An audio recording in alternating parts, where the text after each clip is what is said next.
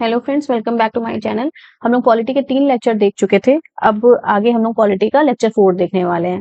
ठीक है, बहुत ही आसान शब्दों में पॉलिटी को हम एक्सप्लेन कर रहे हैं। एक एक अनुच्छेद बहुत ही आसान शब्दों में एक्सप्लेन कर रहे हैं, तो आप लोग प्लीज ये वीडियो देखिए। चलिए पहले तो देख लेते हैं कि हमने पिछली वीडियो में क्या देखा है। क्विक रिवीजन कर लेते हैं। तो हमने देखा था आर्टिकल 74। आर्टिकल 74 क्या बता रहा था? राष्ट्रपति और मंत्रिपरिषद की सलाह, है ना। इसमें ये बताते थे कि राष्ट्रपति जो है अपनी मर्जी से काम नहीं करते, बल्कि मंत्रिपरिषद की सलाह पर ये काम करते हैं।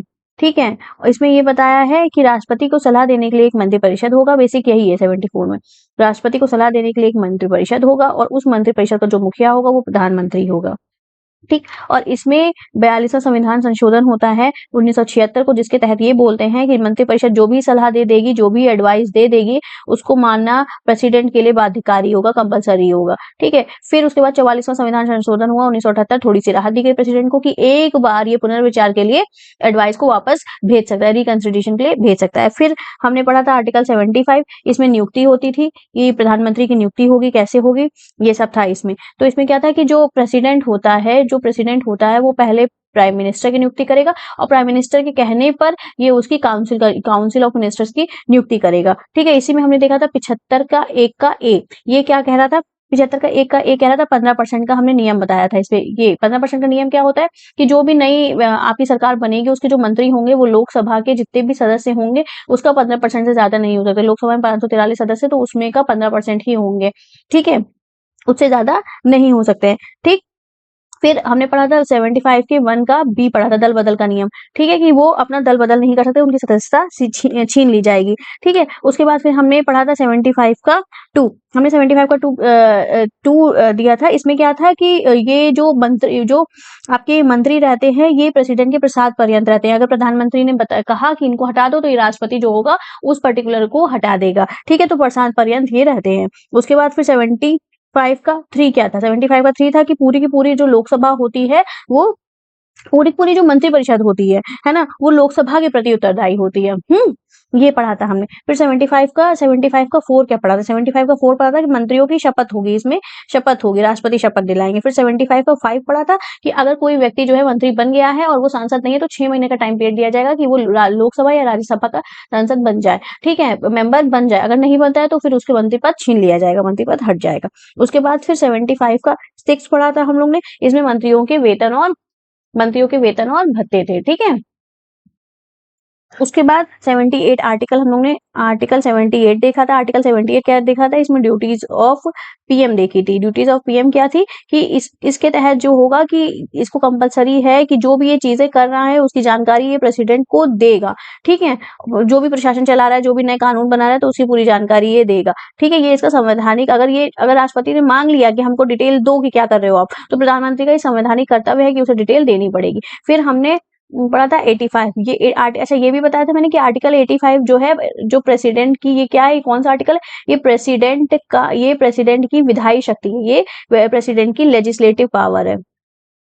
आर्टिकल 85 क्या है? प्रेसिडेंट की लेजिस्लेटिव पावर को बताता है।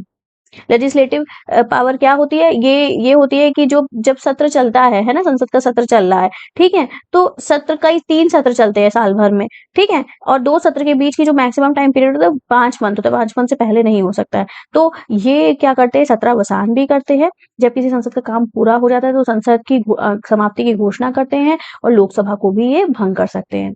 ठीक है, आज मूव करते हैं नेक्स्ट की तरफ, आगे की तरफ। आज जो वीडियो में हमको पढ़ना है, पहले इसको इरेज कर लेते हैं।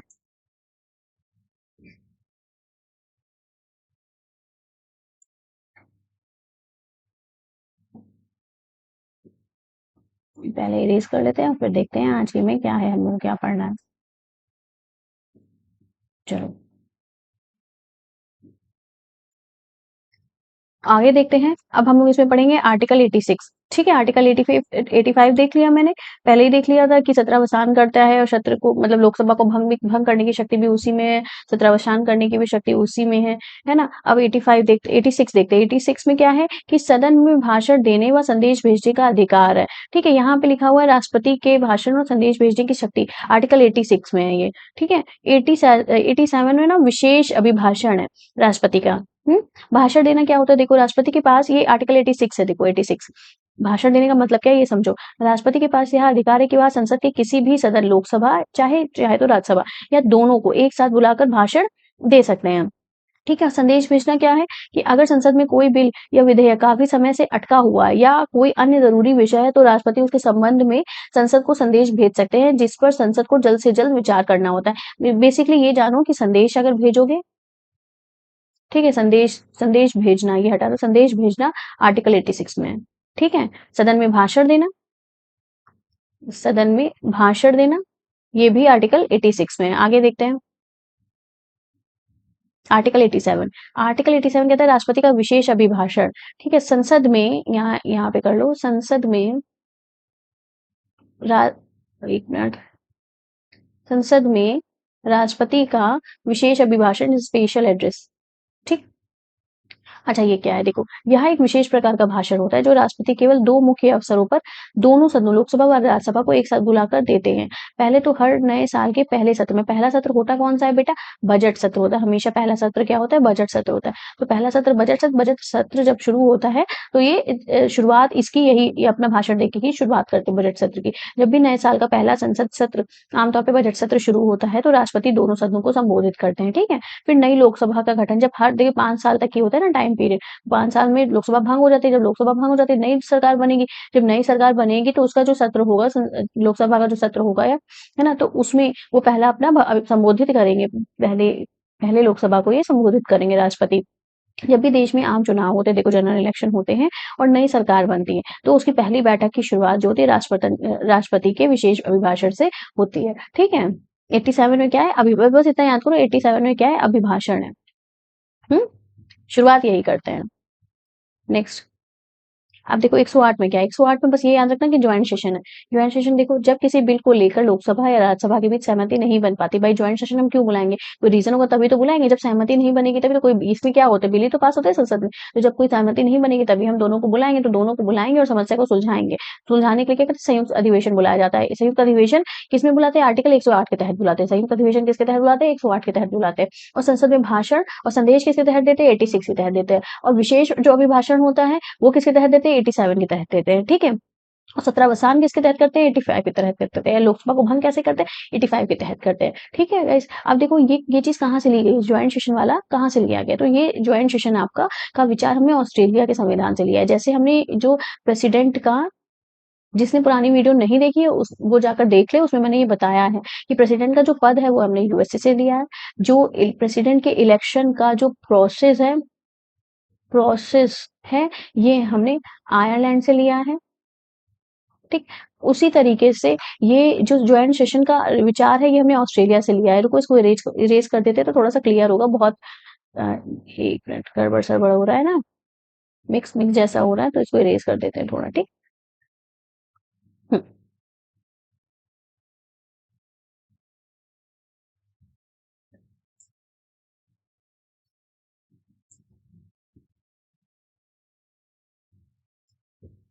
ठीक है।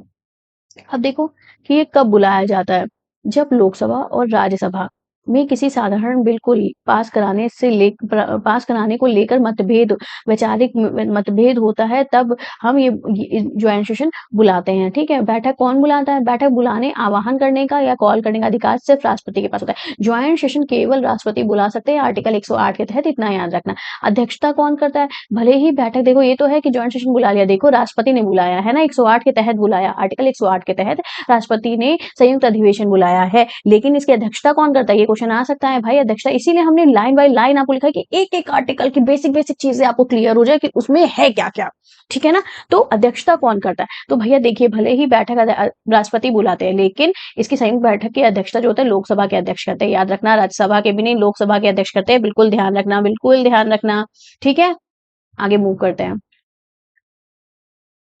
आप देखो अपने इंडिया में कितनी बार ज्वाइंट सेशन बुलाए जा सकते हैं। ज्वाइंट सेशन किसके तहत बुलाते हैं? पहले ये याद रखो, आर्टिकल 108 के तहत बुलाते हैं। ठीक है। कितनी बार बुलाया गया है? 3 बार बुलाया गया है। ज्वाइंट सेशन 3 बार बुलाया गया है। कौन बुलाता है? प्रेसिडेंट बुलाता है। अध्यक्षता कौन करता है? प्रेसिडेंट नहीं करते हैं। कौन करता है? लोकसभा का स्पीकर अध्यक्षता करता है।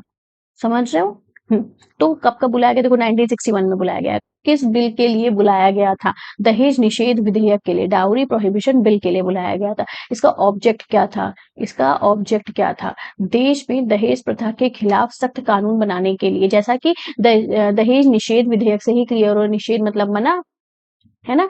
दहेज मतलब डाउरी, प्रोहिबिशन मतलब मना। तो ये समझ में आ रहा होगा कि देश में दहेज प्रथा के खिलाफ सख्त कानून बनाने के लिए ये आपका ज्वाइंट सेशन बुलाया गया था। उसके बाद पहली बार कब बुलाया गया? 1961 में। फिर दूसरी बार कब बुलाया गया? ये सेकंड है।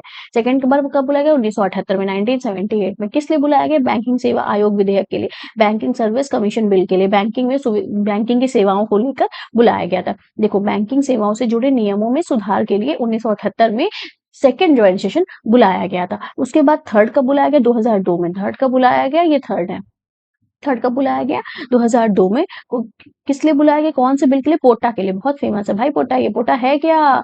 Prevention of terrorism act, prevention of terrorism act के लिए। ठीक है, इसका ऑब्जेक्ट क्या था भाई? इसमें क्लियर हो रहा है टेररिज्म एक्ट है ना? तो इसी के लिए, आतंकवाद के लिए। ठीक है, देखो प्रिवेंशन मतलब बचाओ, है ना? तो आतंकवाद निरोधक कानून, आतंकवाद को रोकने और उस पर नियंत्रण पाने को पास कराने के लिए बनाया गया था, बुलाया गया था सेशन। ठीक है, तो 3 बार बुलाए गए थे। कब बुलाए गए थे? एक 1961 में बुलाया गया, फिर 1978 में बुलाया गया, फिर 2002 में बुलाया गया। ठीक है, आगे बढ़ते हैं, चलो।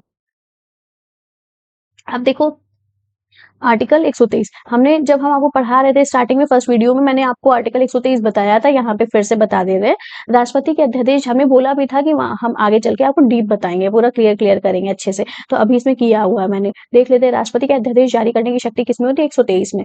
ठीक है, आर्टिकल 123 के तहत अध्यादेश ऑर्डिनेंस जारी होता है। ऑर्डिनेंस क्यों जारी होता है? किस लिए जरूरी होता है? क्यों जारी करते हैं भाई? सिंपल कानून क्यों नहीं बनता है? तो ये क्यों किया जाता है, आखिर क्यों? तो देखते हैं क्या होता है अध्यादेश। जब संसद के दोनों सदनों की छुट्टी चल रही होती है, यानी कि सत्र नहीं चल रहा हो और देश में अचानक किसी बहुत ही जरूरी विषय पर तुरंत कानून बनाने की जरूरत पड़ जाए, तब राष्ट्रपति सीधे एक आदेश जारी करके कानून बना सकते हैं। इसी अस्थायी कानून को अध्यादेश, ऑर्डिनेंस कहते हैं। ठीक है, जरूरी तो नहीं हर समय सत्र चल रहा हो, है ना? और ऐसा भी नहीं कि देश को जब जरूरी हो किसी चीज के लिए, कोई चीज जरूरी है कि देश में, और उस समय सत्र चल रहा हो, नहीं, ये दोनों बातें संभव तो नहीं है कि एक साथ हो रही हो। तो इसके अभाव में क्या किया गया है? राष्ट्रपति को हमने शक्ति दे दी कि आप एक अध्यादेश जारी कर लो, वही उस समय के लिए कानून होगा। ठीक है, इस अध्यादेश की ताकत कब तक होती है? इस अध्यादेश की ताकत भी संसद द्वारा बनाए गए आम कानून के बराबर होती है, लेकिन संसद का सत्र दोबारा शुरू होने पर इसे संसद से पास कराना अनिवार्य होता है। ठीक है, देखो, ये तो कानून रहेगा, जैसे संसद नॉर्मल कानून पारित करती है, तो वैसे ये भी कानून रहेगा, लेकिन अगर सत्र शुरू हो गया तो इसको पास कराना जरूरी होगा। ठीक, आगे देखते हैं इसी में। ये अध्यादेश कब जारी किया जाता है? देखो, जब लोकसभा या राज्यसभा में से कोई एक सदन या फिर दोनों सदन का सत्र नहीं चल रहा हो, सेशन नहीं चल रहा, यानी उनकी छुट्टी चल रही हो। इसकी जरूरत क्यों पड़ती है? क्यों ऐसा क्या हुआ कि हमें अध्यादेश की जरूरत पड़े? ऐसा क्यों हुआ? तो जब कोई ऐसा बहुत जरूरी इंपॉर्टेंट कानून बनाना हो जिसे टाला नहीं जा सकता, बिल्कुल इंस्टेंट हमें चाहिए है, मानो बिल्कुल इंस्टेंट हमें चाहिए कि कोई कानून चाहिए उस समय पे जो हमारे देश की राज्य व्यवस्था को चलाने के लिए या देश के लोगों को चलाने बहुत जरूरी हो, तो उस टाइम पे, और सत्र ना चल रहा हो, तो उस टाइम पे राष्ट्रपति क्या कर सकते हैं? एक अध्यादेश पारित कर सकते हैं, जो कानून जिसके जो वैलिडेशन होगा या जिसकी जो पावर होगी वो नॉर्मल कानून की तरह ही होगी। ठीक है, कौन जारी करता है? अभी प्रधानमंत्री और उसकी मंत्रिपरिषद जारी करती है। मतलब प्रधानमंत्री और उनकी मंत्रिपरिषद की सलाह पर कौन जारी करता है? राष्ट्रपति जारी करते हैं। ठीक है, इसकी वैल्यू क्या होती है? इसकी ताकत बिल्कुल वैसी ही होती है जैसे संसद से पास किए गए किसी आम कानून की होती है, इसमें कोई अंतर नहीं होता। मतलब ये जो अध्यादेश है ना, और कोई आम कानून है जो नॉर्मल संसद बनाती है, इन दोनों की पावर क्या होगी? पावर सेम होगी। ठीक, आगे मूव करते हैं।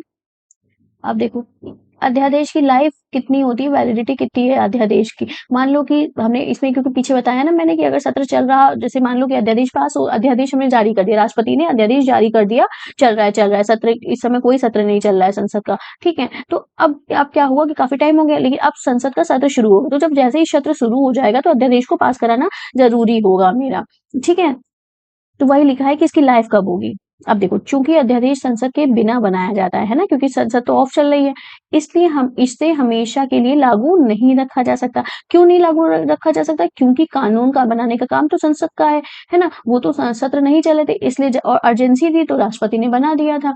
तो इसकी एक समय सीमा होती है, ठीक है। अब देखो 6 हफ्ते का नियम बहुत इंपॉर्टेंट है, और बेटा क्वेश्चन में ये आता है अध्यादेश की लाइफ कितनी होती है, 6 हफ्ते ना देके आपको देगा 42 डेज, ठीक। क्यों? 6 into 7, ये आया हुआ क्वेश्चन है।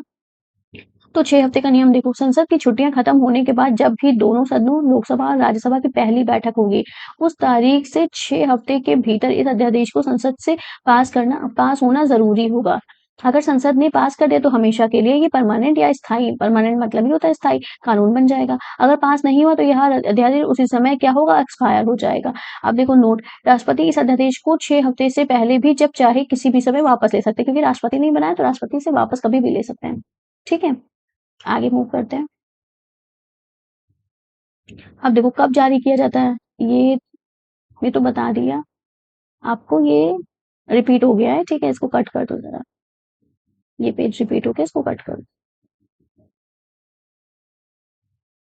अब नेक्स्ट देखो, कुछ इंपॉर्टेंट आर्टिकल्स हैं जो राष्ट्रपति पे काम करते हैं, राष्ट्रपति से रिलेटेड है, वो मैंने बता दिए। तो अनुच्छेद 124 का 2, अनुच्छेद 124 के 2 में जजों की नियुक्ति, आप 124 ही याद करना है, एग्जाम में 124 2 आ जाएगा तो याद रहेगा आराम से। तो जजों की नियुक्ति है, तो सुप्रीम कोर्ट के मुख्य न्यायाधीश सीजेआई और बाकी सभी जजों की नियुक्ति कौन करता है, राष्ट्रपति करता है। अब नोट देख लो, देश के सभी राज्यों के हाईकोर्ट और मुख्य न्यायाधीश और अन्य जजों की नियुक्ति भी राष्ट्रपति करते हैं। बेसिकली जजों की नियुक्ति राष्ट्रपति करते हैं, इतना ध्यान रखना है आपको। हाईकोर्ट के जो मुख्य न्यायाधीश होते हैं और जो हाईकोर्ट के अन्य जज होते हैं उनकी नियुक्ति राष्ट्रपति करता है। आगे देखो, आर्टिकल 143 143, इसमें क्या कहा गया है, राष्ट्रपति की सुप्रीम कोर्ट से सलाह लेने की शक्ति।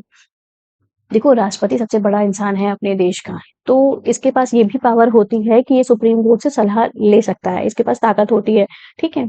तो देखो वही 143 में ये चीज बताई गई है कि इस आर्टिकल के तहत राष्ट्रपति किसी कानूनी या सार्वजनिक मामले पर सुप्रीम कोर्ट से सलाह, कंसल्टेशन मांग सकते हैं। इसमें 2 तरह की स्थितियां बनती हैं, देखते हैं कौन कौन सी स्थितियां बनती हैं, ठीक। एक तो पहली स्थिति हो जाएगी संविधान से जुड़ा मामला। अगर मामला संविधान के लागू होने से पहले के किसी समझौते या विषय से है, तो सुप्रीम कोर्ट को राष्ट्रपति को सलाह देनी ही पड़ेगी, यह कोर्ट के लिए जरूरी है। मतलब सुप्रीम कोर्ट किस में बाध्य होगा कि उसे सलाह देनी ही देनी है, जब जो है आपकी जो बात होगी वो हमारे संविधान बनने के पहले की होगी, ठीक है। संविधान के लागू होने के पहले की अगर बात होगी तो सुप्रीम कोर्ट बाध्य होगा कि उसे अपनी एडवाइस जो है वो सीएम कह रहे हैं, प्रेसिडेंट को देनी ही देनी होगी, ठीक है। और दूसरी स्थिति इसमें क्या होगी, लोकहित, पब्लिक इंटरेस्ट का मामला।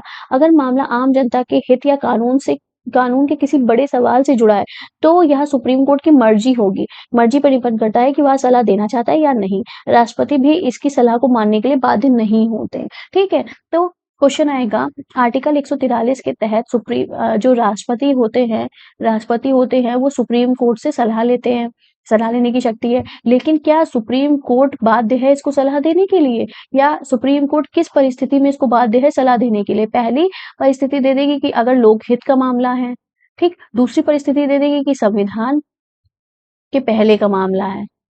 तो कब ये बाध्य होगा, जब संविधान के पहले का मामला होगा, तब जो है सुप्रीम कोर्ट बाध्य होगा इसे सलाह देने के लिए। और ये भी होगा कि आर्टिकल 143 के तहत प्रेसिडेंट होता है वो सुप्रीम कोर्ट से सलाह ले सकता है, ठीक है, सलाह ले सकता है। लेकिन इसमें यही क्वेश्चन आगे बढ़ा देगा कि क्या प्रेसिडेंट 143 के तहत जो सुप्रीम कोर्ट से सलाह लेने की शक्ति है उसे उस सलाह को मानने के लिए बाध्य है? तो ये बाध्य नहीं है, बाध्य नहीं है, ठीक है।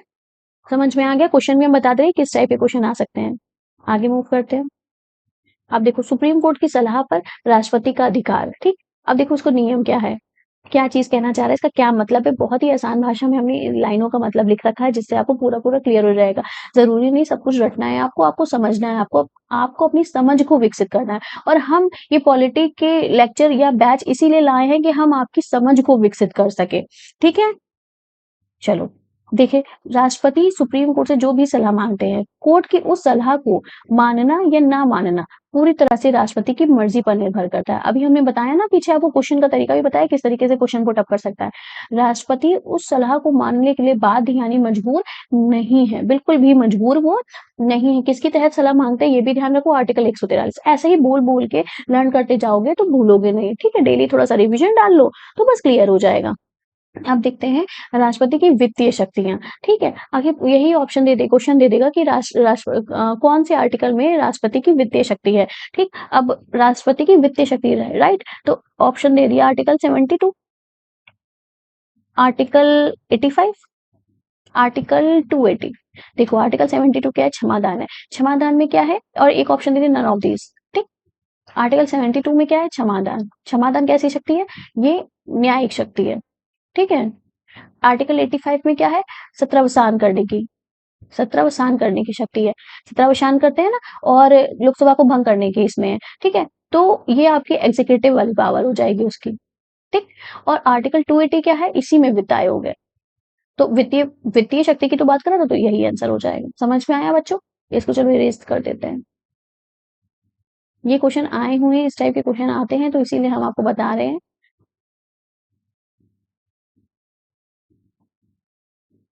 रुकिएगा, पेंसिल ले लेते हैं।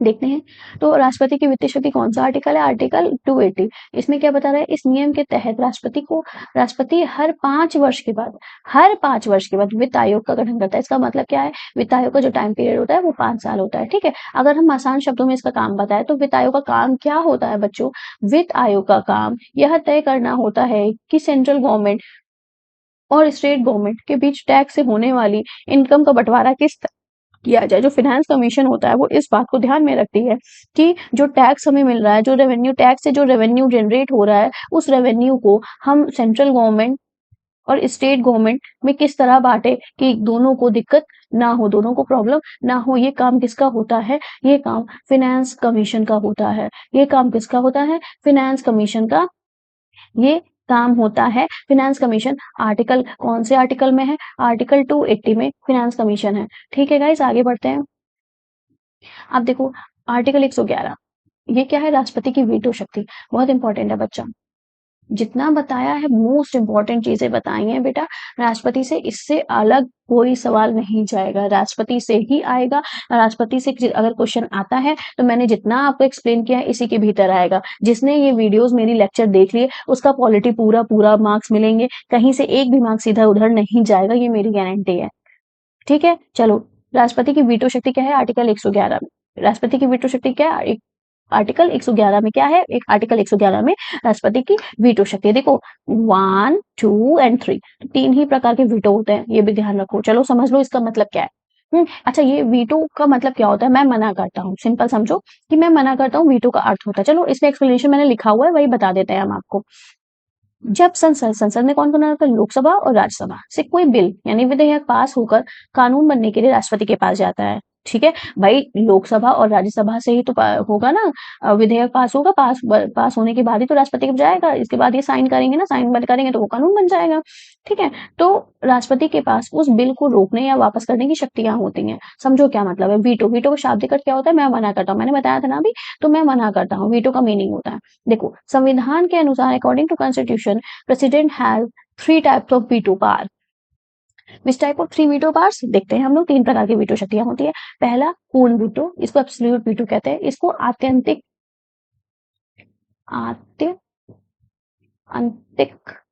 आत्यंतिक वीटो भी कहते हैं बच्चों, ठीक है। तो आत्यंतिक के नाम से आ जाएगा तो घबराना नहीं, पूर्ण वीटो या आत्यंतिक वीटो। अच्छा, ये कब लागू होता है, जब कोई बिल किसी निजी व्यक्ति प्राइवेट मेंबर द्वारा संसद में पेश किया जाता है। निजी व्यक्ति का यहाँ ये मतलब है कि जिसकी गवर्नमेंट है, ठीक, उसका सांसद या उसका मेंबर नहीं, कोई और, ठीक, जो सरकार में मंत्री नहीं है, उसका सदस्य है लोकसभा का या राज्यसभा का, ठीक है, लेकिन जो गवर्नमेंट चल रही है प्रेजेंट टाइम में उसका मेंबर नहीं है वो, ठीक, कोई और मेंबर है ना, उसकी पार्टी से नहीं है। जब वो बिल पेश करता है, तब की बात बता रहे हैं। तो राष्ट्रपति क्या करते हैं, इस वीटो का इस्तेमाल करके राष्ट्रपति उस बिल को पूरी तरह से अस्वीकार कर सकते हैं। राष्ट्रपति के मना करते ही वह बिल वहीं खत्म हो जाता है और कानून नहीं बन पाता है। समझ में आया आपको? तो एब्सोल्यूट वीटो क्लियर है कि ये पूरी तरह से मना करना, एब्सोल्यूट वीटो पूरी तरह से मना कर देना। नेक्स्ट, अब देखो सेकंड, निलंबनकारी वीटो, सस्पेंशन वीटो। अब देखो निलंबनकारी वीटो, सस्पेंशन वीटो क्या होता है और कब लागू होता है। देखो यह कब लागू होता है, जब कोई बिल सरकार के किसी मंत्री, देखो जो आत्यंतिक वीटो था, एब्सोल्यूट वीटो था, वो सरकार का मंत्री नहीं था, सरकार की पार्टी में नहीं था, कोई दूसरा मंत्री कर रहा था, तब राष्ट्रपति ने, दूसरा मंत्री बिल पेश कर रहा था, तब राष्ट्रपति ने आत्यंतिक वीटो का यानी एब्सोल्यूट वीटो का यानी पूर्ण वीटो का इस्तेमाल करके उसको पूरी तरह से मना कर दिया, जिससे वह विधेयक बिल कानून नहीं बन पाएगा, नहीं बन पाएगा। लेकिन अब यहाँ पे बात आ रही है निलंबनकारी वीटो या सस्पेंशन वीटो। इसको कौन पेश करता है? इसको सरकार का ही सदस्य, सरकार का ही मंत्री पेश करता है। देखो जब कोई बिल सरकार के किसी मंत्री द्वारा पेश किया गया हो, जिसे सरकारी विधेयक कहते हैं, ठीक, तो इसमें राष्ट्रपति क्या करते हैं? इसमें राष्ट्रपति बिल को सीधे खारिज नहीं करते, बल्कि उस पर दोबारा विचार करने के लिए संसद को केवल एक बार लौटा सकते हैं।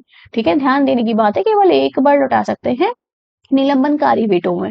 अगर संसद उस बिल को दोबारा बिना किसी बदलाव के भी पास करके, मतलब कोई चेंज नहीं किया, उसके बाद भी उसने पास कर दिया, फिर से पास कर दिया और राष्ट्रपति के पास फिर से भेज दिया, तो दूसरी बार में राष्ट्रपति को उस पर हस्ताक्षर करने ही पड़ते हैं। इसलिए इसे सिर्फ निलंबन यानी कुछ समय के लिए रोकने वाला वीटो कहते हैं। समझ में आया आपको बच्चों?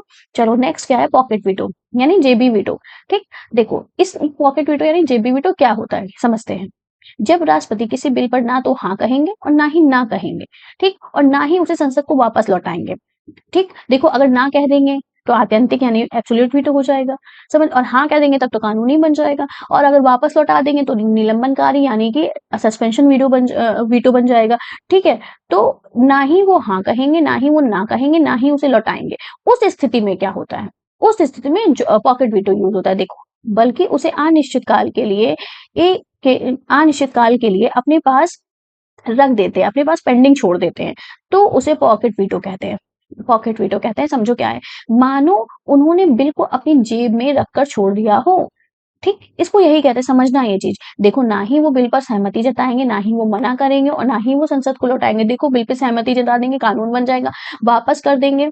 अगर पहले तो मना करेंगे, पहले तो मना करेंगे तो एब्सोल्यूट वीटो कहलाएगा। ठीक है, ये तो फिर होगा नहीं पॉकेट वीटो। और अगर वो एक बार वो वापस लौटाते तो निलंबनकारी वीटो बन जाएगा। ठीक है, तो ये तीनों स्थिति में नहीं होगी। तब अगर वो उसको धर लेते, अपने पास धर लेते, कोई ना हाँ बोलेंगे, ना बोलेंगे, और ना इस पे वापस करेंगे, तब उस स्थिति में कौन सा वीटो यूज होता है? Pocket veto. मानो कि उन्होंने अपना जो भी विधेयक है उसको अपने पॉकेट में रख दिया हो, ठीक, उसमें कोई फैसला, उसमें जो होगा फैसला ही नहीं होगा, कोई फैसला ही नहीं होगा, उन्होंने जेब पे रख के छोड़ दिया अपना, ये समझो।